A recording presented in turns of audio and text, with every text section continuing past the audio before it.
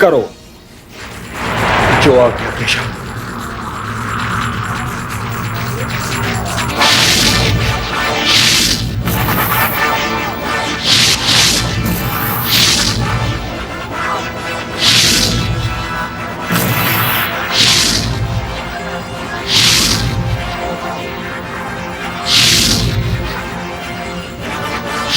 अब मुश्किल हो रही है बिजली कमा के लेना। देखते हैं ना।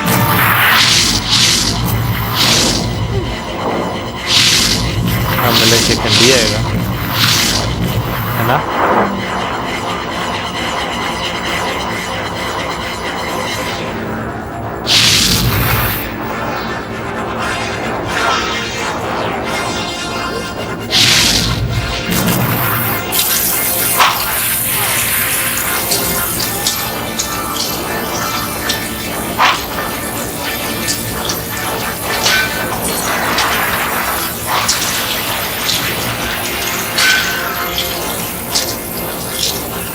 हो गया।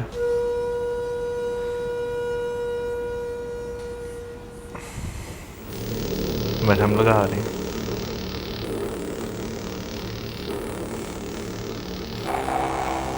हल्दी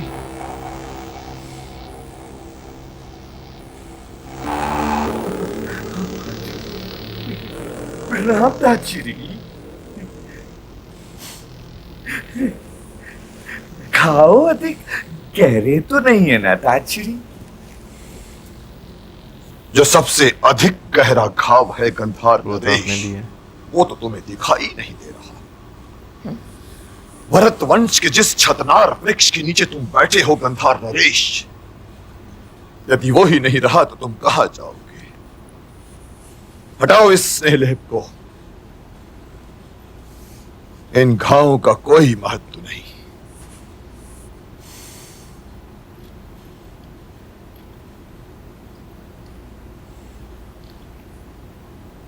अब भी कुछ नहीं बिगड़ा है पुत्र, उनसे संधि कर लो। लौटा दो पांडवों को उनका इंद्रप्रस्थ। चाहे मैं हस्तिनापुर हार ही क्यों न जाऊं पितामह, किंतु देने के नाम पर तो मैं उन पांडवों को सुई की नोक जितनी भूमि तक नहीं दूंगा। और अब तो मुझे विश्वास हो गया है पितामह कि आप आचार्य द्रोण और कृपाचार्य के होते मैं ये युद्ध जीत ही नहीं सकता। नहीं नहीं, ये क्या कह रहे हो भांजे दुर्योधन। यदि ये तीनों महापुरुष ना रहे होते तो तुम ये युद्ध कल ही हार गए होते। कदाचित आप ठीक कह रहे हैं मामाश्री, किंतु यदि कल इन तीनों महापुरुषों ने चाहा होता तो मैं ये युद्ध अवश्य जीत गया होता। मेरी सेना ये जानती है कि जिन पांडवों से वो युद्ध कर रही है उनमें से किसी एक का भी वध इस प्रधान सेनापति के हाथों नहीं होगा। कोई वृक्ष स्वयं अपनी शाखाएं नहीं काटता पुत्र। तुम भी मुझे पांडवों से कम प्रिय नहीं हो। ऐसा नहीं होता तो अभी अभी तुमने असभ्यता का मेरे सामने जो प्रदर्शन किया है, महादेव की सौगंध, उसके उपरांत तुम अभी जीवित खड़े नहीं दिखाई देते। और तुमने भी मेरे स्नेह का वही कवच पहन रखा है जो प्रिय पांडवों ने पहन रखा है। और मेरा कोई बाण उस कवच को नहीं भेद सकता पुत्र। इसलिए मुझसे लंबी आयु का आशीर्वाद लो और जाओ विश्राम करो। कल फिर युद्ध करना है।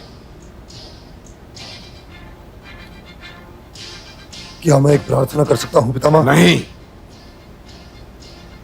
जब तक कि सेना का प्रधान सेनापति मैं हूं, वांगराज कर्ण इस युद्ध में भाग नहीं लेगा। क्या मैं पूछ सकता हूं पितामह कि आप उस परशुराम शिष्य कर्ण को किस अपराध का दंड दे रहे हैं? उसने मेरे गुरु परशुराम का अपमान किया है। उनका कोई शिष्य असभ्य नहीं हो सकता पुत्र। और उसने भरी राजसभा में कुलवधू द्रौपदी को वेश्या कहकर उसका घोर अपमान किया है। जो नर किसी नारी की मर्यादा की रक्षा न कर सके, मेरे ध्वज तले युद्ध नहीं कर सकता पुत्र, नहीं कर सकता। यदि वो अपराध है पितामह, तो ये अपराध हम सभी ने किया है। मैंने किया है, आपने किया है। परंतु भांजे के कहने का ये तात्पर्य नहीं था ताजश्री। गंधार नरेश, आप कृपया मुझे ताजश्री ना कहा कीजिए, न कहा कीजिए। इस युग में अब इन नातों का कोई अर्थ नहीं रह गया है। ये किंतु शब्द हैं जो अब अपने से बड़ों को पत्थरों की भांति उठाकर मारने के काम में आते हैं। और दुर्योधन ने अभी जो कुछ कहा है उसका तात्पर्य वही था जो मैंने निकाला है, जो मैंने समझा है। वत्स, क्या ये उस अपराध का दंड नहीं है कि मैं तुम्हारे पक्ष में युद्ध कर रहा हूं, तुम्हारे पक्ष में? जाओ, और मुझे अपने इस अपराध बोध के साथ अकेला छोड़ दो। परंतु पितामह आप। यही तो मेरा दुर्भाग्य है दुशासन, कि मैं तुम जैसों का पितामह हूं। और यदि माता सत्यवती ने मुझे तुम सबको न सौंपा होता पुत्र, तो मैं तुम सबको कब का त्याग चुका होता। तुम सभी ने जगह जगह पर बार बार मेरे श्वेत केशों का अपमान किया है। दुख अंदर का, तकलीफ अंदर की। सफेद याद बालों रखो का पुत्र, अपमान किया। कि मैं इस अपमान का विष पीकर केवल हस्तिनापुर के लिए जी रहा हूं, केवल हस्तिनापुर के लिए। अपने दिल का सारा गुबार निकाल रहे हैं। तुम में से कोई एक भी ऐसा नहीं है जिसके लिए कोई बूढ़ा व्यक्ति जीना चाहे। यदि मेरी निष्ठा पर अब तुम्हें भरोसा नहीं रहा तो किसी और को अपना प्रधान सेनापति बना लो। उसके वो दिल की बात कर दी। मैं किसी और को अपना प्रधान सेनापति बना लूं, इसलिए कि आप उन पांडवों के पक्ष में युद्ध कर सके?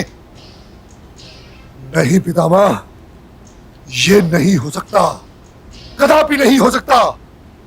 आपकी निष्ठा, आपका विश्वास, आपकी अंतरात्मा चाहे उन पांडवों के पक्ष में हो, परंतु आपको युद्ध मेरे ही पक्ष में करना पड़ेगा। प्रणाम।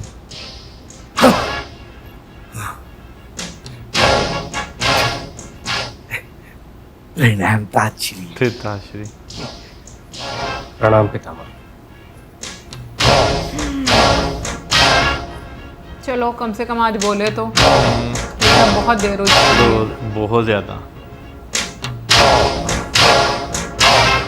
घाव कितना अच्छा बनाया हुआ है।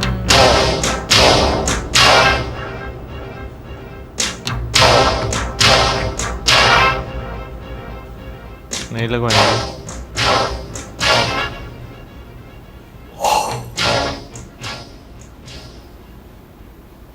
किंतु यह घाव, क्या अब आप भी मेरी आज्ञा का पालन नहीं करेंगे? इन घावों को छोड़िए, स्वयं भर जाने वाले घाव जो आप चाहिए।